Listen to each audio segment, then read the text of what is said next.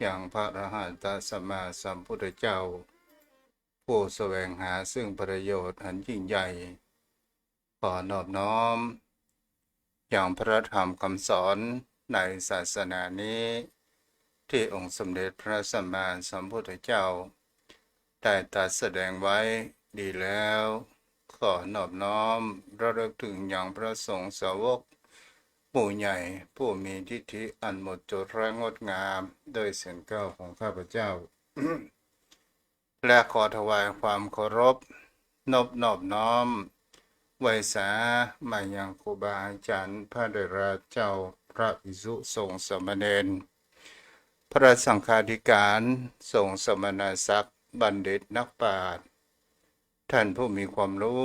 ทุกรูปทุกตนทุกองค์ มาด้วยความเคารพมาณที่นี้และขอเจริญสุขเจริญธรรมมายังป้อออกไม่ออกศรัทธาอันมีป้อมอนแม่มอนป้อโอ้ยแม่โอ้ยปีป้านะอาท่านผู้ฟังจมพ่อโยมแม่ท่านผู้ฟังผู้มีบุญทุกท่านที่ติดตามรับฟังธรรมะยามบ่ายทางสถานีวิทยุพระพุทธศาสนาและจริยธรรมจังหวัดเชียงใหม่96เมกะเฮิรตซ์โดยการส่งลิงก์สัญญาณไปณอาคารสุเทพสุพรมครุประชาข้างหอพญาเมืองลายใจกลางเมืองเชียงใหม่แล้วต่างเจ้าหน้าที่ก็ได้ส่งขึ้นอย่างวัดพระธาตุดอยสุเทพราชวรวิหารวัดหลวงโดยความเอื้อเฟื้อเมตตาของพ่อครูวันรบนามวงพรมผู้อำนวยการสถานีวิทยุผู้มุ่งมั่นในการเผยแผ่พระพุทธศาสนามาด้วยดีตลอดและขอบคุณในความเมตตาธรรมของท่านอาจารย์พระมหาประสิทธิ์ประสาธิโกผู้คอยกระริ้งและส่งสัญญาณผู้ปิดทองหลังพระผู้มีความสำคัญในการเผยแผ่ทางด้านวิทยุวันนี้ก็มาอยู่กับตนตัวของอัตมาภาพพระครูไพศาลสุตากรเจ้าอาวาสวัดทุ่งพระเกศตำบลหนองหานอำเภอสันทรายจังหวัดเชียงใหม่ออกในนามคณะสงฆ์จังหวัดเชียงใหม่และในนามคณะสงฆ์อำเภอสันทรายโดยมีหลวงพ่อท่านพระครูโกศลธรรมวิจัยอธิบดีสงฆ์อำเภอสันทรายและรองเจ้าคณะอำเภอสันทรายฝ่ายเผยแผ่พระโคพิพัฒน์ศิรสังวรวัดสันทรายมูลก็ได้มอบหมายกับตนตัวอัตมาภาพในการเผยแผ่มาเป็นคู่เป็นทีมกับโยมพ่อโยมแม่ท่านผู้ฟังวันนี้ก็มาอยู่กับกันในวันอังคารที่25เดือนกุมภาพันธ์พุทธศักราช2568วันนี้เป็นวันโกนวันแต่งดาวันพรุ่งนี้เป็นวันศีลวันพระเป็นเดือนแรม14ค่ำหรือว่าเดือน5ดับในวันพรุ่งนี้โยมพ่อโยมแม่ท่านผู้ฟังแต่เจ้านี้รูปตุนั้นก็ได้ไปเจริญพุทธมนต์ในงานปล่อยหลวงวัดหนองคนคุอำเภอสันทรายก็ได้มีผู้เจตนาได้ร่วมทำบุญซื้อที่ดินมีตั้งแม่จันเพนใจคำพร้อมได้ลูกบ่าวได้ลูกสาวก็คือนายพยุงศักดิ์ใจคำและนางสาวพิมพ์ณลาใจสุรัตน์ชัยได้ร่วมทำบุญแห่ม300ปุญญาบารมีก็ขอขอบคุณอนุโมทนาในสิ่งที่ยังโยมแม่พร้อมโดยลูกบ่าวลูกสาวได้กระทำบุญกุศลนี้บ่สูญหายไปไหนบุญกุศลนี้ส่งเสริมเป็นบุญญาบารมีโยม แม่พร้อมด้วยลูกบ่าวลูกสาวมีความเจริญรุ่งเรืองมีสิ่งดีๆเข้ามาในชีวิตเหมือนกันทุกคนอะไรโยมพ่อโยมแม่ท่านผู้ฟังวันนี้เราก็มาจู่ต่อในเกี่ยวกับในเรื่องแห่งคำว่าประวัติแห่งคำว่ามิลินทปัญหาซึ่งเป็นเรื่องเขาโครงเป็นเรื่องจริงที่ได้มีผู้ครูบาอาจารย์นักปราชญ์ราชบัณฑิตได้มาแต่งเป็นบทประพันธ์คือเป็นเรื่องเกิดขึ้นเป็นประวัติเมื่อเราได้เพราะว่าเหตุการณ์เหล่านี้เป็นสิ่งที่มีหลักฐานเกิดขึ้นนั่นก็คือคำว่าองค์พุทธปฏิมาในยุคแห่งคำว่าเริ่มต้นในคันธุระก็คือในยุคนั้นชนชาวแห่งคำว่าโรมันหรือว่ากรีกแต่มาล่าอาณานิคมโดยแห่งคำว่าพระเจ้าเมลันเดอร์หรือมีรินดาหรือทางภาษาอินเดียฮ้องว่าพระเจ้ามิลินก็มีแห่งความเลื่อมใสในพระพุทธศาสนาในการที่พระองค์นั้นมีความรู้อยากจะรู้เกี่ยวกับเบื้องหลังแห่งชีวิตก็ไปถามหมู่นักปราชญ์ผู้นำลัทธิผู้นำศาสนาต่างๆนานาก็มีความอิ่มในความรู้เหล่านั้นหมายถึงว่าคำตอบนั้นประตรงใจก็เลยแสวงหาผู้เป็นที่จะให้คำตอบก็เลยไปถามอย่างเจ้าสำนักต่างๆนานาตลอดจนถึงสมณชีพราหมณ์ผู้คนเหล่านั้นก็เกิดแห่งความวิตกกังวลกลัวต่อปัญหานั้นบ่ได้มามีความมั่นใจ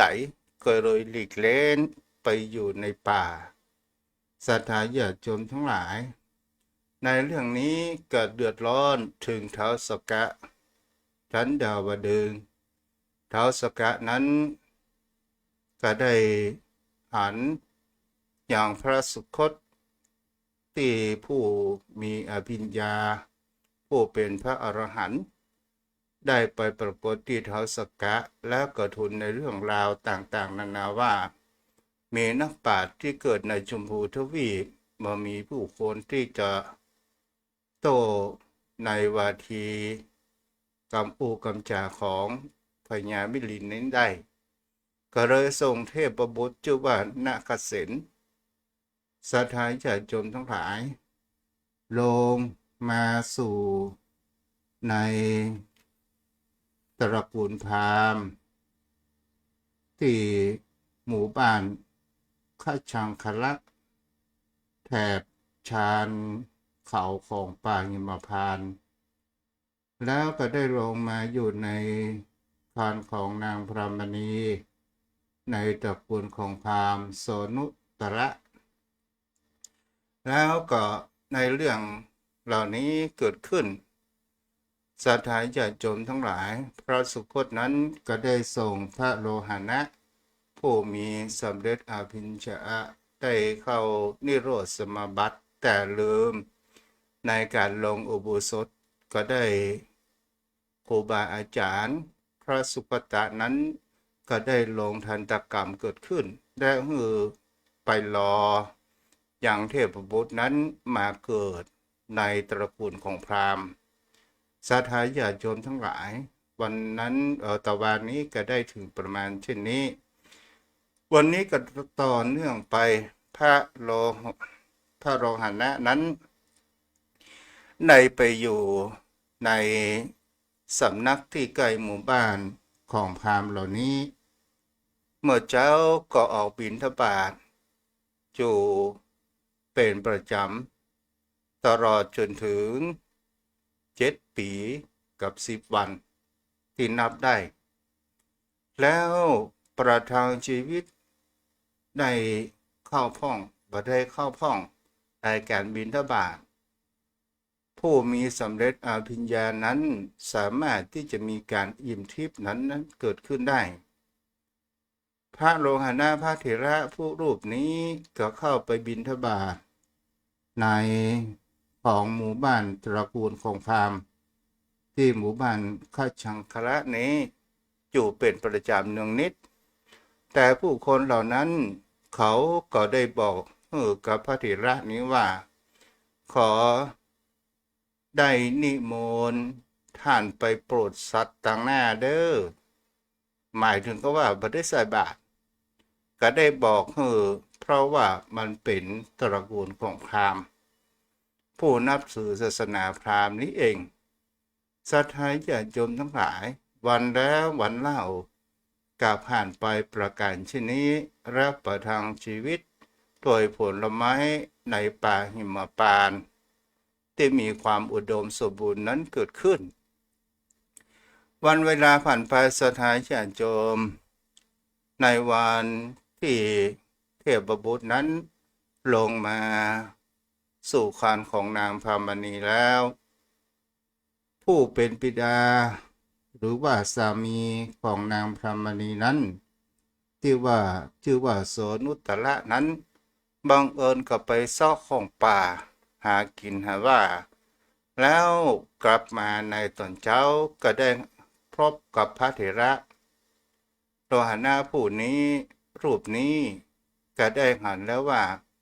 ก็ยังโมโหว่านี่คือนักบวชศาสนาหยังก็เลยเข้าไปถามอย่างพระเถระว่าท่านเป็นไผเป็นพราหมณ์กาพระเถระนั้นก็ตอบว่าเอาเป็นช่วยพร้อมเอาเป็นตุเจ้า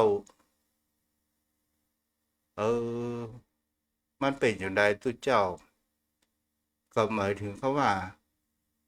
เป็นสัญลักษณ์ปงผมศีรษะนั้นออกโอ้ท่านก็เป็นตุเจ้าถ้าเฮาเป็นภาษาเมืองเด้อถ้าเป็นภาษาตามหนังสือเป็นภาษามาตรฐานว่าสมณะศรัทธาญาติโยมทั้งหลายนี่คือเป็นนักบวชศาสนาไหนพระเถระก็บอกว่าเป็นนักบวชแห่งพระพุทธศาสนาเกิดขึ้นท่านมาบิณฑบาตนี้เนี่ยได้เข้าป่าอาหารประทังชีวิตก็พระเถระนั้นก็ตอบว่าได้กะเมื่อพราหมณ์ผู้นี้เข้ายังบ้านยังจองไปถามนางพรามณีสูว่าจะได้สูได้เอาเข้าป่าอาหารใส่ตู้เจ้าที่เปิดมาโปรดเมตตานี้ก็บ่ได้ใส่แม้วันเดียวได้แต่บอกว่าได้นิมนต์ไปโปรดสัตว์ต่างหน้าตู้เจ้านี้เป็นมุสาด้วยเนี่ยวันพูดก่อนจะถามตู้เจ้าเป็นนักพจน์บำเพ็ญศีลอย่างไรถึงมีคำว่ามุสาวาทเกิดขึ้นเมื่อวันเวลานั้นผ่านไปตกในวันรุ่งเช้าศรัทธาญาติโยมทั้งหลายพระเถระโลหณะผู้นี้ก็ได้มาบิณฑบาตอย่างเช่นเคยยืนที่ปากประตูบ้านแล้วพราหมณ์นั้นก็ได้หันว่าพระเถระนั้นมาพราหมณ์ก็บอกว่าโอ้ท่านมานี่ก็ดีแล้วนักบวชว่าจะได้ท่านกล่าวตรู่ว่าได้โภชนะอาหารได้เข้าป่าอาหารเอามุสาวาทตรงไหนเอามาอยู่นี่เป็น7 ปีละเขาก็ได้คำว่าได้โปรดเมตตาไปโปรดสัตว์ต่างหน้าเขาก็มีคำว่าได้งั้นเนาะได้ ได้ก็โปรดเมตตาหลังจากนั้นพราหมณ์ผู้นี้นั้นก็หันศีราจารวัตของพระเถระมีความน่าเลื่อมใสเกิดแห่งความสำรวมในการเป็นสมณะ ในการประพฤติปฏิบัตินั้นเกิดขึ้นศรัทธาญาติโยมทั้งหลายเป็นสิ่งที่เราจะหันได้ว่านางศาสนาพราหมณ์และเป็นสิ่งที่จะมีความเคารพในพระนักบวชต่างๆศาสนานั้นเกิดขึ้นพราหมณ์ผู้นี้ก็ได้นำโภชนะอาหารได้มาใส่บาตรได้นิมนต์อย่างพระเถระนั้นมาฉันที่ยังบ้านของตัวเองโดยหาข้าวปลาอาหารทำบุญใส่บาตรนั้นอยู่เป็นประจำเกิดขึ้นก็ได้นิมนต์พระเถระรูปนี้ก็บอกว่านิมนต์ท่านมาโปรดเมตตากับโยมจูบทุกเจ้าเด้อถ้าจำภาษาอยู่ที่นี่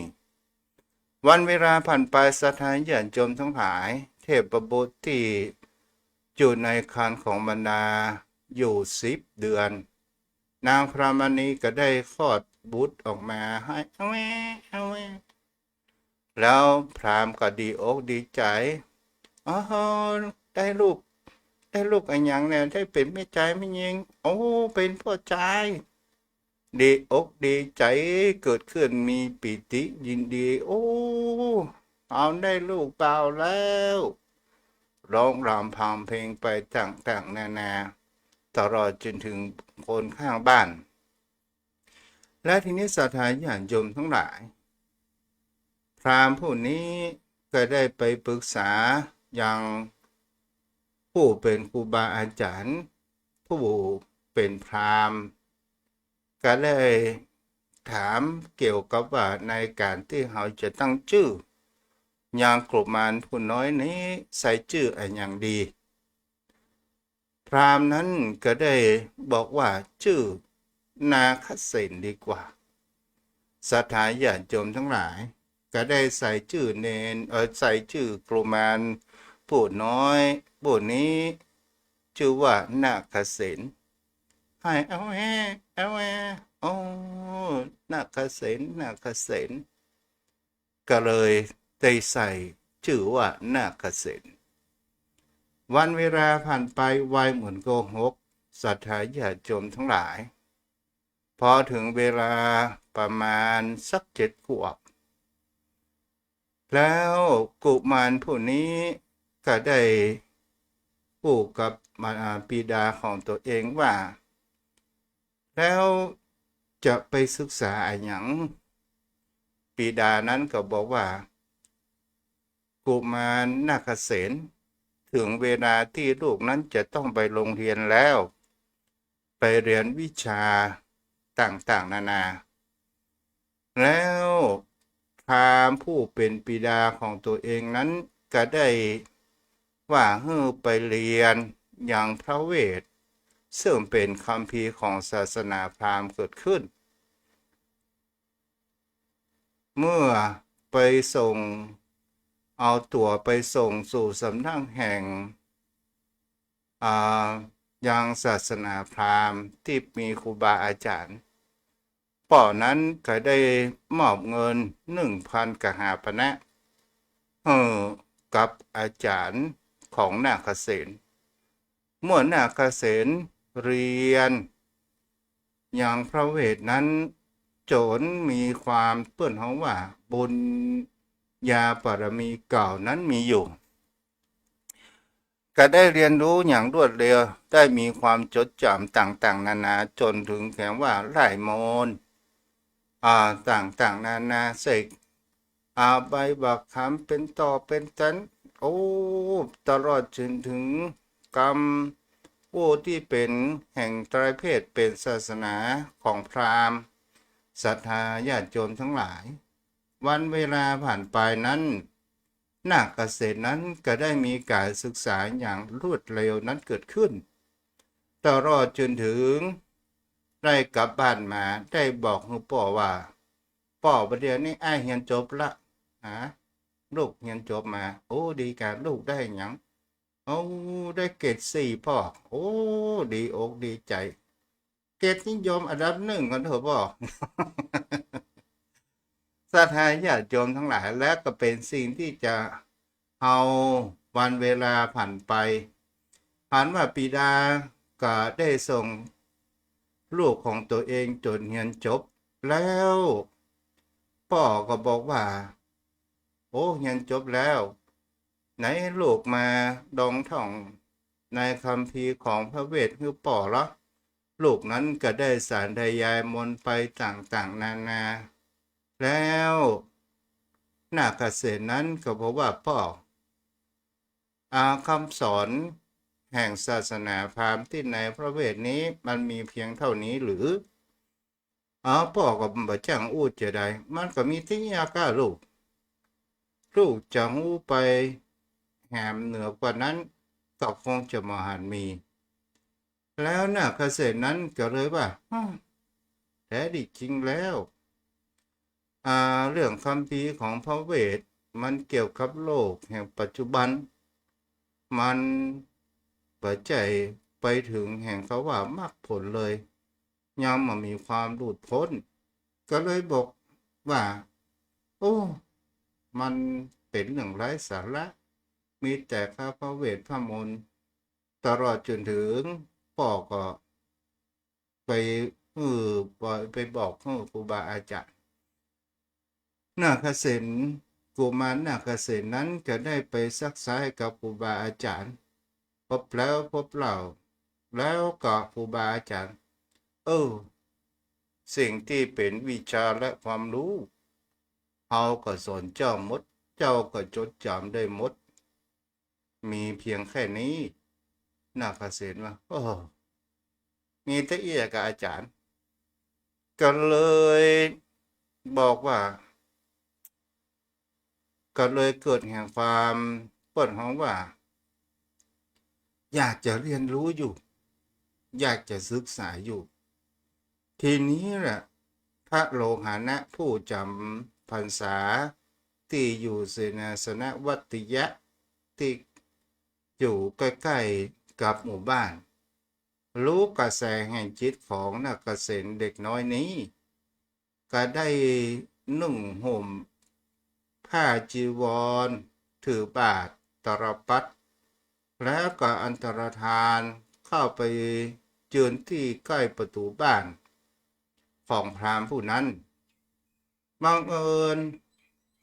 เพื่อนห้องว่ากุมารผู้นี้ก็ได้ยังหันพระเถระนั้นเดินบิณฑบาตมาแต่ไกลใส่ยังหมูว่าท่านนั้นเป็นอะไรอย่างก็เลยไปว่าท่าน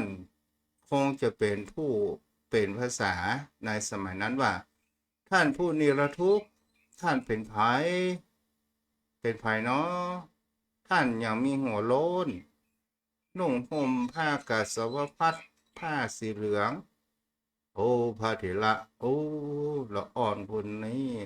อย่างใดเนี่ยว่าหัวโล้นมามวนกับเปิ่นกับต่างเปิ่นนุ่งเสื้อนุ่งผ้าเฮากับนุ่งห่มผ้าจีวรเปิงเขาบันถามเดี๋ยวพระเถระก็ได้ตอบว่าเด็กน้อยเฮานั้นชื่อว่าเป็นบรรพชิตอย่างเป็นบรรพชิตท่านนิรทุกข์เฮาจะอย่างใดนี่ สถานญาติโยมทั้งหลายเฮาที่เป็นศีรษะโล้นนุ่งห่มผ้ามาเหมือนเปิ้นที่เฮามันหมายถึงคำว่า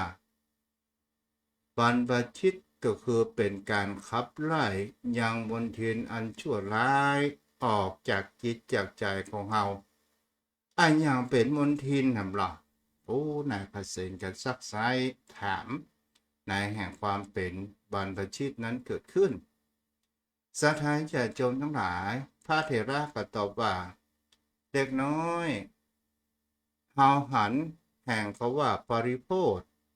เหตุแห่งความกังวลใจของผู้คนเฮานั้น16ประการด้วยกันเฮาก็เลยโกนศีรษะนุ่งห่มผ้า นาคเสนก็ได้ถามว่าบริโภคความกังวล16อย่างมันเป็นจะไดโอ้พระเถระก็บอกว่าเนี่ยสิ่งที่คนเฮามีความกังวลเฮาเป็นบรรพชิตเฮาบ่ต้องมีแห่งเขาว่าจะไปที่ไหนบ่ต้องไปเตรียมสัมภาระมากมายเฮามีเพียงแค่ผ้า3 ผืนเท่านั้นบากเสียก็เดินออกจากและเฮาก็เป็นคนที่มามีบ้านมันมีอะไรอย่างพ้องหรออ๋อจะบอกให้ฟังเรื่องที่มันเป็นความกังวลของผู้คนสามัญชนปุถุชนคนหมากหมาด้วยกิเลสเรื่องเครื่องประดับ2การประดับประดาแต่งเนื้อแต่งตัว3ก็คือเราจะต้องทาน้ำมันทาผิวเพื่อมีความเรียบเนียนตลอดจนถึงน้ำมันทาผมแล้วการชำระคนของว่าการ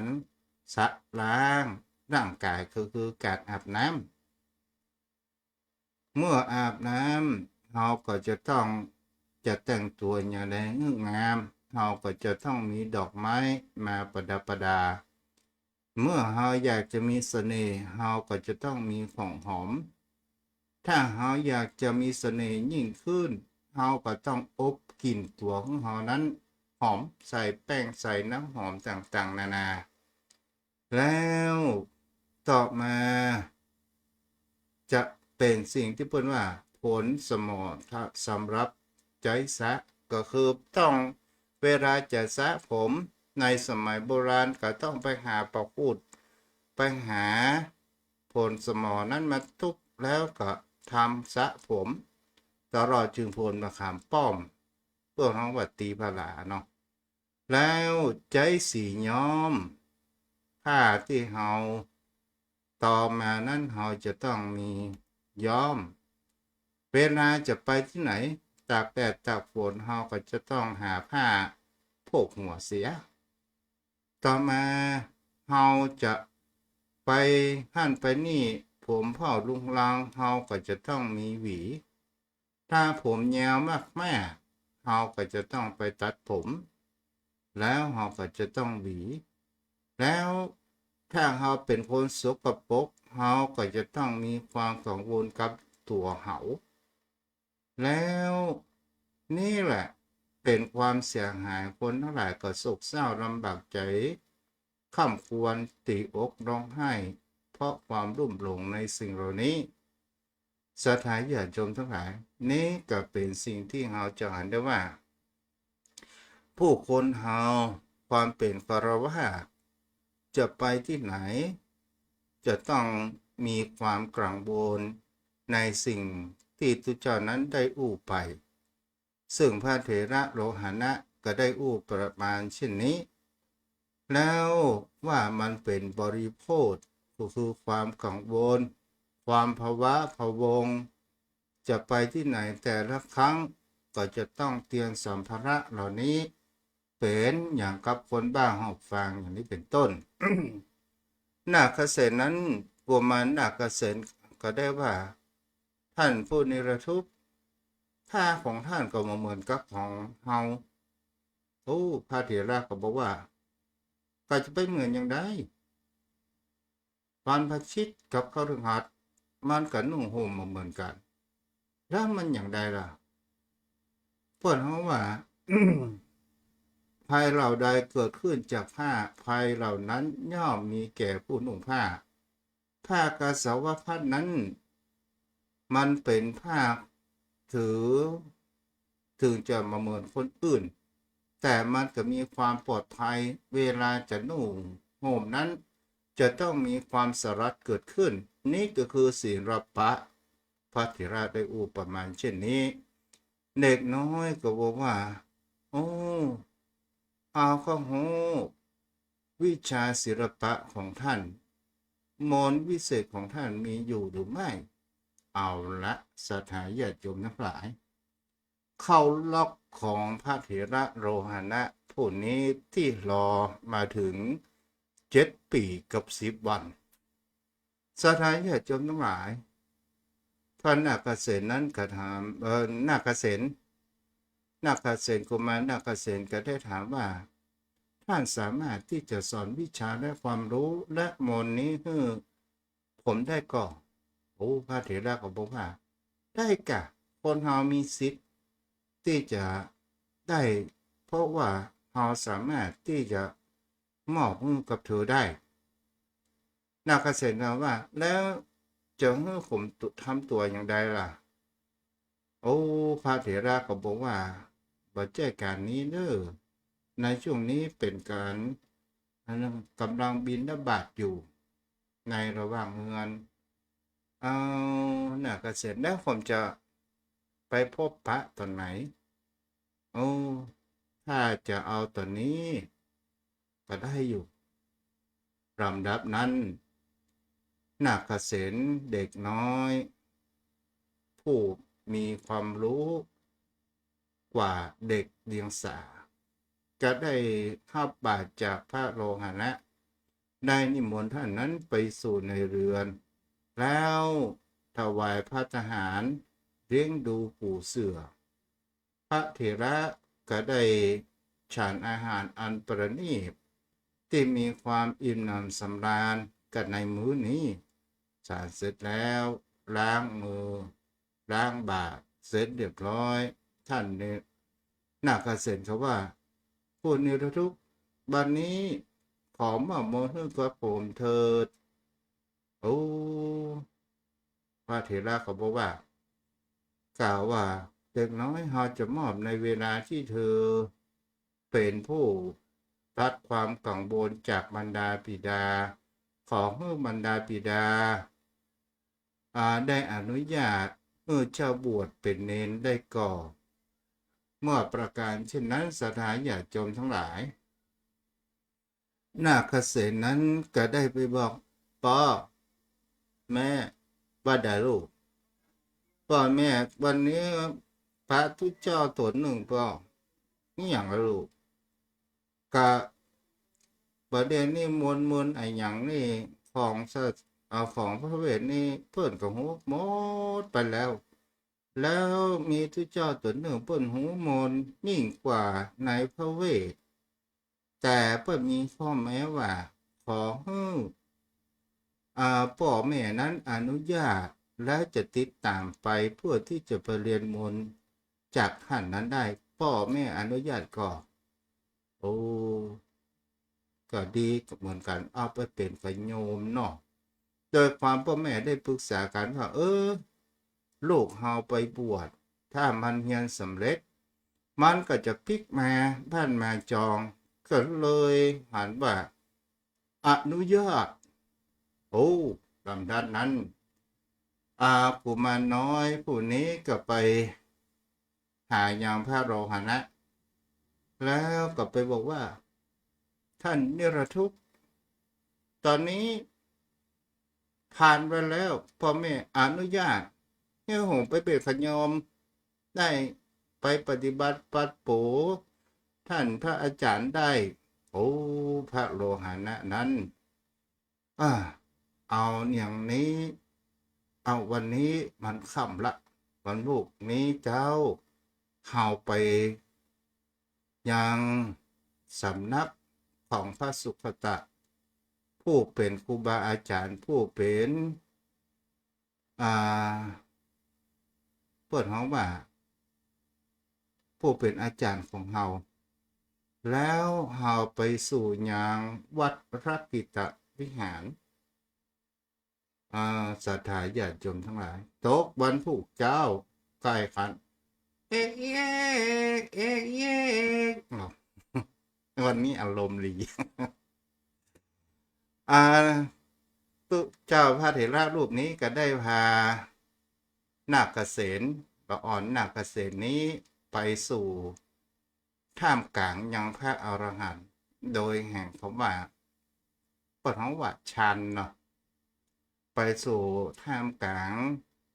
พระอรหันต์100 โกฏ อันนี้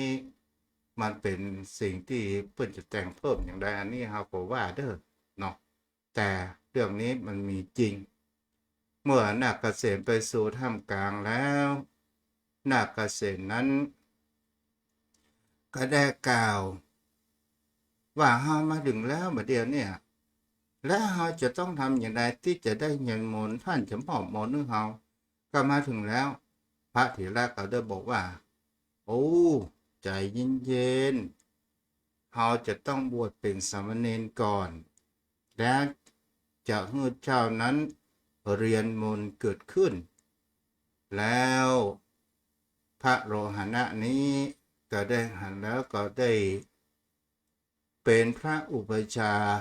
บวชให้นาคเกษณเป็นสามเณรตอนนี้ก็เป็นสามเณรนาคเกษณสับเสร็จเรียบร้อยอาทิตย์หน้ามาต่อใหม่เนาะ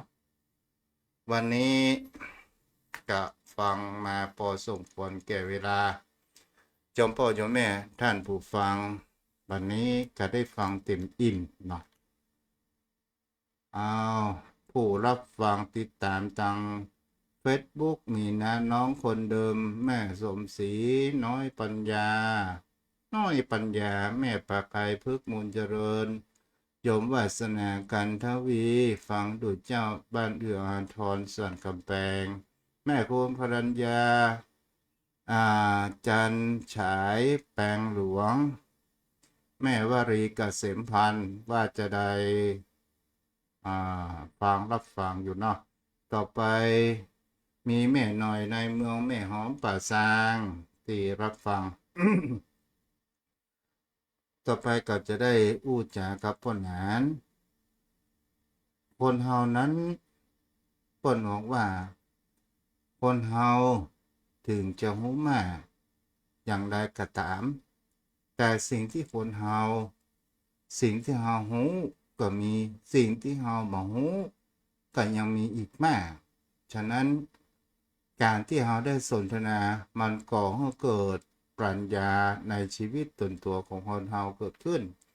มีปัญญาแตกฉานเกิดขึ้นเนาะวันนี้จะได้อู้จากับพ่อหนานเนาะ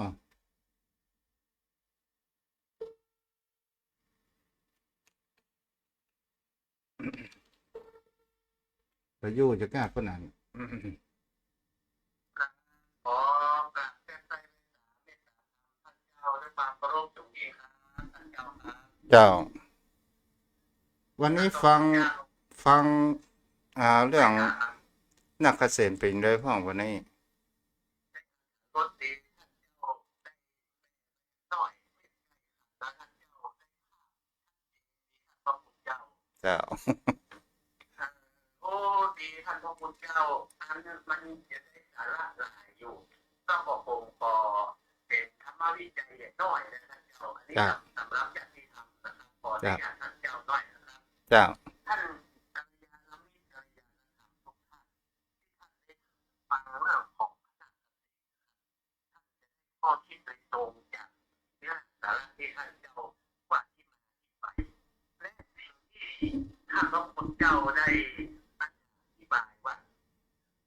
พระสงฆ์ก็คือพระโลหะนะเพื่อนได้ตอบปฏิเสธว่าโอ้เท้าบ่มีหยังเท้าบ่ได้มีเครื่องบริโภคเท้าบ่มีพันธนาการมันเป็นที่มาเรื่องทั้งหลายที่ท่านทั้งหลายว่าโอ้สบายอย่างตู้รอสบายใจสบายว่าอันนี้คือคำตอบนะครับที่ท่านทั้งหลายว่า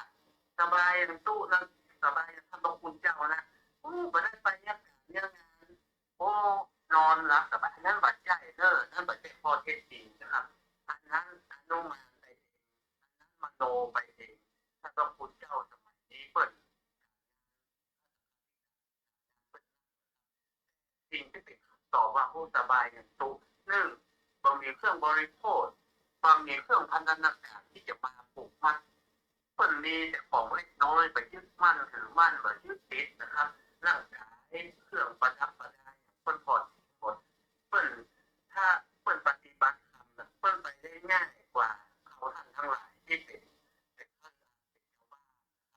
ทำไปยากเพราะว่าเครื่องพันธนาการแม้แต่เครื่องแต่งตัวเขาไป หันไปนี่ต้องใส่เครื่องน้ำอบน้ำหอมใส่เครื่องประดับทุกอย่างเอาไปขึ้นสู่จุคตินะครับเอาก็มีเครื่องพัฒนาผูกมันเหมือนกับยิงลูกศรที่มันตรงอ่ะมันบอกมีข้อมันบอกโคตรโค้งอ่ะมันไปที่ปุยมันยิงออกจากแหว่งแล้วก็พุ่งไปที่ตรงเอาท่านทั้งหลายมันมีกระโปงมันมีกระดันมันมีกระข้อมันยิงไปมันไปก่อนถูกตรงจับที่หมายแม้กระทั่งว่าการปฏิบัติปฏิเช่นเดียวกันนะครับพระพุทธเจ้าเนี่ยเปิ้นเข้าสู่จุคติเข้าสู่นิพพานได้ง่ายกว่าเราประพฤติพรหมจรรย์ทำที่สุดที่กองทุกข์ได้ง่ายเขาท่านทั้งหลายนะที่เขาท่านทั้งหลายได้อุปถัมภ์พระเจ้าประสงค์เพราะว่าเปิ้นได้เอาธรรมะไปเข้ามาเผยแผ่ให้เราได้ฟังวันประเดียวนะครับลำบากที่เราไปปฏิบัติมันยากในชีวิตของเรา24 ชั่วโมงมันอยู่กับตัวแม้กระทั่งจะไหว้พระสวดมนต์นะครับ5 นาทีบางคนยังทำ1 กับ 2 กับ3ห่วงใครห่วงขนอนครับดังนั้นมัน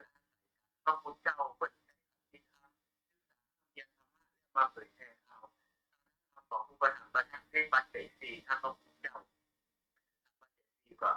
ปัจจัยเครื่องอาศัยของบรรพชิตก็มีอาหารมีสมบัติที่อยู่อาศัยเครื่องนุ่งห่มยารักษาโรคครับเข้ามาปกป้องคอนเสิร์ตได้ดีนะครับท่านเจ้าครับ เจ้าพ่อนั้น โอ้ถึงว่าสิ่งที่เป็นบริโภคสิ่งที่เราจะหันได้ว่า ถ้าบวชเป็นตั้งแต่ละอ่อนอย่างครับ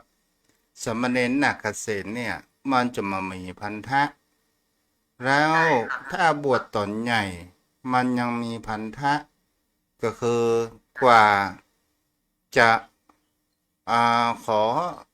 อนุญาตยังลูกยังเมีย กว่าโอ้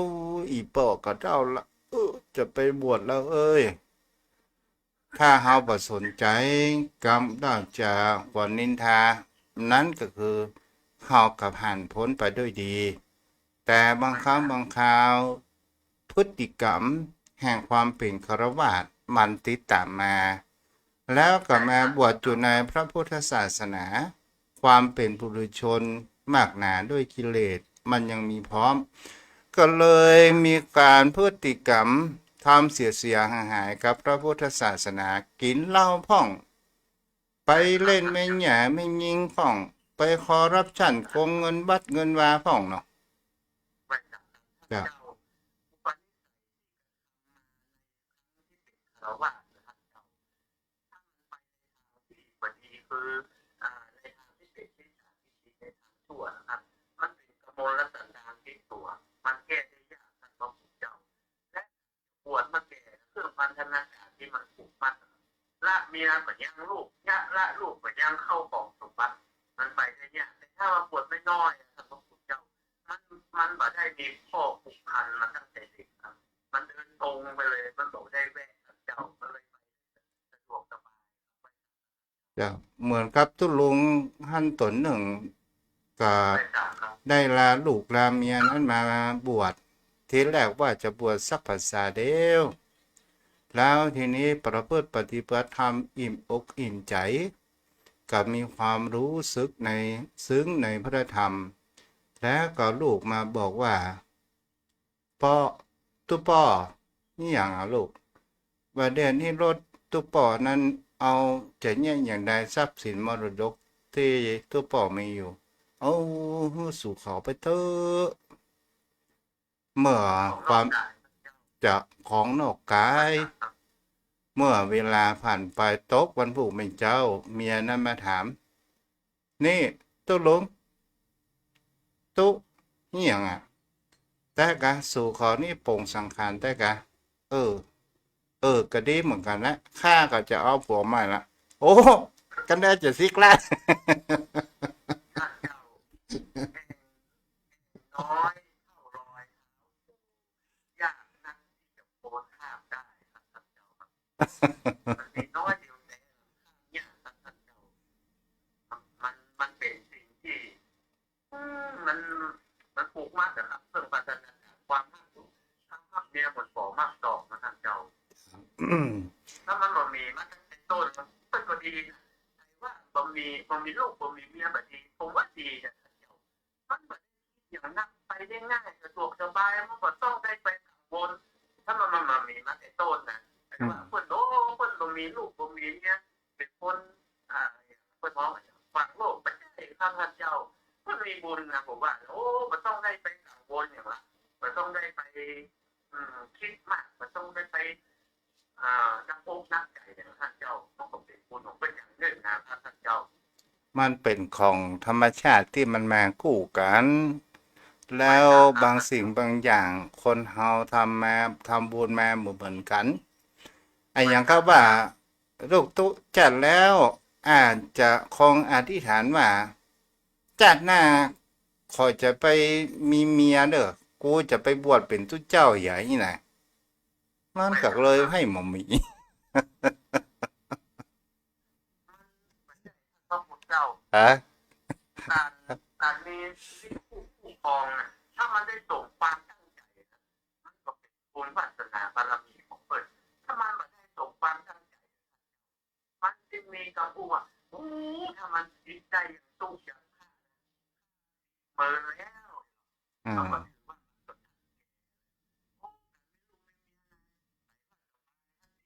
ตู้อย่างผ้าผู้ฆ่าเมินอะไรเข้าไปด่าเจ้าครับ เจ้าบุญรักษาเรื่องปานนั้นเนาะข้อคิดหลายอย่างของนิทานความจริงไม่ใช่นิทานนะครับเป็นเรื่องจาโดที่เป็นความจริงนะ90%นะครับของขนาดนี้จะได้คำตอบหลายอย่างที่เราอาจจะคาใจคำตอบที่เป็นคำตอบที่เป็นเจ้าจะในเรื่องของขนาดเกษตรเป็นข้อที่ท่านเจ้าได้อธิบายนะครับไว้การด้วยความเคารพยิ่งท่านญาติธรรมกัลยาณมิตรกัลยาณธรรมทุกท่านเขาได้ศึกษาธรรมะไม่ได้ได้รู้เรื่องธรรมะไม่ได้ของธรรมะคุ้มครองจิตใจทุกท่านมีความสุขอยู่การธรรมะเข้าถึงพระรัตนตรัยทุกท่านทุกคนนะครับขอบพระคุณครับสวัสดีค เจ้า รับ อนุโมทนาบุญเด้อสนทนาธรรมก็เกิดแห่งอัตถรสได้เป็นกู่เป็นกิมกัน วันนี้มีตัวธรรมะคำว่าบริโภค คือเราจะทำสิ่งใดสิ่งหนึ่ง ความกังวล ในสิ่งที่คนเฮานั้นตัดได้ยาก การตัดแห่งความว่าบริโภคนั้นเป็นสิ่งที่เราจะเห็นได้ว่าเราไปที่ไหนเราจะลงมือไปปฏิบัติธรรมเราก็จะเริ่มมีความกังวลไหนเข้ามาไหนเข้าแมวไหนใครจะพอบ้านพอจองข้อของสมบัติอย่างนี้เป็นต้น ความบริโภคในเรื่องเครื่องแต่งกายเราจะไปเอี่ยวหั่นเอี่ยวนี่ไหนเราจะต้องเตรียมเสื้อเตรียมผ้าสักกี่ชุดไหนเราจะต้องเตรียมผ้าเตรียมผมเตรียมร่างกายตนตัวของคนเฮาอันนี้เป็นน้องว่าบริโภคเนาะเอาละยมพ่อยมแม่นั่นผู้ฟังใครจะโทรมาก็โทรมาได้เด้อที่เบอร์โทร0631639950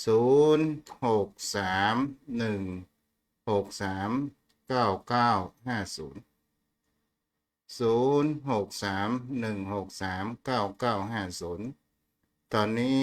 3:530631639950ได้อยู่เป็นกูเป็นเกมกับจมพ่อจมแม่ท่านผู้ฟังที่อยู่ทางบ้าน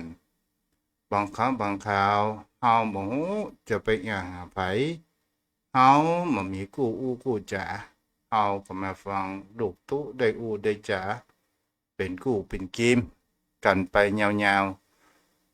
อย่างครับเรื่องมิรินถ้าปัญหานี้มันมีอยู่ในพระไตรปิฎกและมีตำราที่ลูกตู้นี้อู้มาจากตำราและก็เสริมแต่งมันมีอรรถรสเห็นน้อยนึง เจริญพรเจริญพรจ้าจ้าจ้า อยู่ก็ยังมองอยู่ไม่รู้จด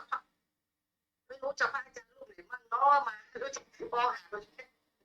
จ้า วั ไม่ นที่ เป็น บ้าน ไร จะไปฉันข้าวกันนะครับ อ๋อไม่ได้ฉันอ่า อ๋อพระอาจารย์กลับเหรอคะ จ้า อ๋อค่ะว่าอา จ้า จารย์ ไม่เป็นไรจ้ะแม่ เป็นกำลังใจให้พระอาจารย์เข้ากลับก็มานั่งขับรถนี่ก็ฟังพระอาจารย์อยู่นะครับเป็นกำลังใจให้พระอาจารย์ จ้าบุตรรักษาจ้ะแม่อาลีจ้ะอ้าวใครจะโทรมาแม่ปราณียวนตรงนี่แม่จะแม่ปราณีแม่อ่าก็ลืมชื่อมันบะมันดึกชื่อเพิ่นผิด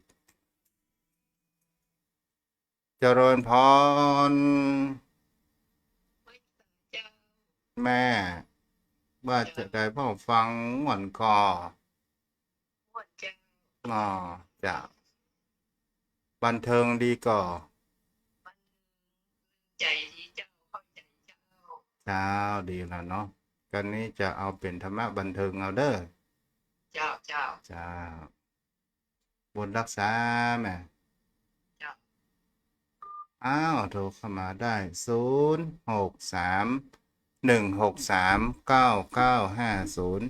063 163 9950ชมพ่อเจ้าแม่ท่านใดจะร่วมทำบุญซื้อที่ดิน ไว้กับวัดวาอารามช่วยลูกทุกข์ก็เชิญได้เด้ออยากกับวันนี้ก็อนุโมทนาแม่จันเพญเนาะเจริญพร แม่อย่างก้อนเนี่ย แม่เรือนแก้วเลิศราฟังแล้วม่วนก่อนแม่ อารมณ์ดี จ้าแม่นะแม่จ้าโอ้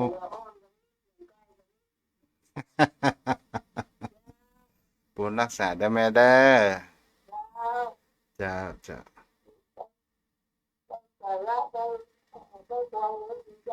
จ้าบุญรักษาแม่ที่ฟังกันม่วนเนาะจ้าแม่เดือนแก้ว0631639950วันนี้ก็ออกอนุโมทนาบุญแม่จันเพญพร้อมด้วยลูกเต่าลูกสาว แม่จันเพญใจคำลูกเปล่านายประยุงศักดิ์ใจคำเจริญพร ค่ะจะสามค่ะ จ้าแม่ ค่ะ แม่อ่า วันนี้ไม่ได้ติดตังค์นี่กะ แม่อะไรนะสามส้มสามไปให้ปานนั่นน่ะ โอ้แม่จุนศรีพาชานะคะเนาะจำได้ ค่ะ จ้ายังไม่เห็นเฟซบุ๊กขึ้นเนาะวันนี้เนาะจ้า ก็ติดตามอยู่ไม่ค่อยได้ส่งอะค่ะ จ้าดีละดีละ ไปกดไลค์กดแชร์ให้อยู่ค่ะ จ้าบุญรักษานะ สาธุค่ะ จ้าฟังเป็นไงบ้างธรรมะบันเทิงวันนี้จ้าบุญรักษาจ้าอ้าวแม่ติ๋มอุโมงค์โอ้มาได้ยินแม่โทรมาจัดเหมือนเด้อแม่ติ๋มอุโมงค์ลำพูนอำเภอเมืองลำพูนเนาะแต่ขออนุโมทนาครับจมพ่อจมแม่ที่รับฟังถึงมาได้โทรมาก็ไม่เป็นไรรับฟังกันก็มีความสุขใจแล้วได้ฟังธรรมะเหมือนได้ไปวัดไปว่าถือว่าเราได้ความรู้ปัญญาเกิดจากการฟังวันนี้ยินเสียงมือแล้วเด้อแม่เด้อเจ้าแม่ เหมือนได้งานประวัติค่ะเนาะ แม่น่ะแม่ตุ๊บ่ได้ออกไม่คืนวันพุธละเนาะ ก็เจอ โอ้สบายเหมือนตู้นะแม่เฮ้ย บางทีมันไม่โทร จะเป็นหยังก็แต่รับฟังอยู่เนาะจ้า เมื่อคืนหนูหนีแล้วกัน เอามีแล้วแม่ลูกตุ๊บอกเขาอยากจะรับดึกจ้าบุญรักษาด้วยแม่เด้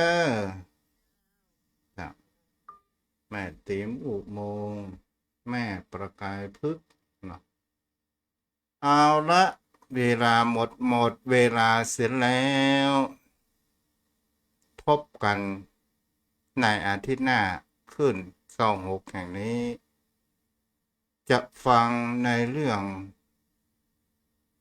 พญามิรินทปัญหาพระนาคเษนทุกวันจันทร์และวันอังคารเด้อ